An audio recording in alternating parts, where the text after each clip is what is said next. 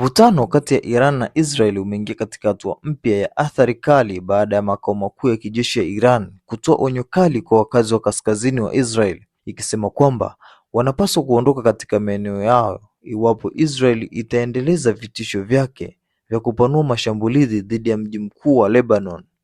pamoja na kitongoji cha kusini cha Dunha, eneo lililochukuliwa na ngome kuu ya kundi la Hezbollah. Kauli hiyo imeripotiwa hii leo kupitia shirika la habari la serikali ya Iran, huku ikionyesha kuongezeka kwa hatari za mzozo huo kuenea zaidi ndani ya Mashariki ya Kati. Makao makuu haya ya kijeshi ya Iran yamesema kuwa vitisho vilivyotolewa na Waziri Mkuu wa Israeli Benjamin Netanyahu kuhusu uwezekano wa kushambulia Beirut na Doha, pamoja na kutoa maonyo ya kuwataka wakazi wa maeneo hayo kuhama,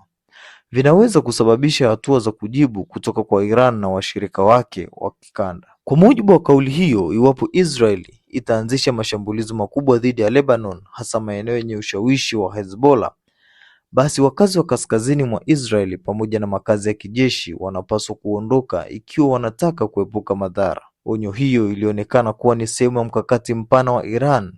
wa kuzuia Israeli kupanua operesheni zake za kijeshi ndani ya Lebanon, huku taa ya Iran ikisisitiza kuwa mashambulizi dhidi ya washirika wake wa kikanda yatachukuliwa kama tishio la moja kwa moja kwa usalama wake na wa kitaifa. Katika ujumbe uliochapishwa kwenye ukurasa wa mtandao wa kijamii wa X, zamani kujulikana kama Twitter, na kitengo cha ujasusi cha kiongozi wa ulinzi wa mapinduzi cha Kiislamu wa Iran, Tahiran, ilisema kuwa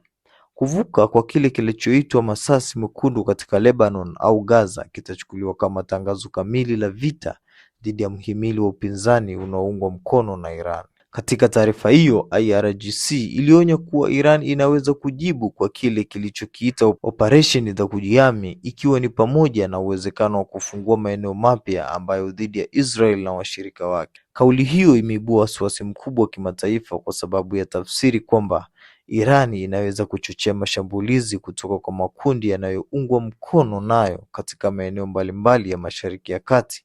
kama vile Hezbollah nchini Lebanon, wanaunga mkono pamoja na Iraq au makundi mengine yenye uhusiano wa karibu na Tehran. Kwa ujumbe huo ulihitimishwa kwa kauli inayosema yeyote aliyepanda upepo atavuna tufani. Kauli hiyo ilitafsiriwa kama onyo la kisiasa la kijeshi dhidi ya Israel.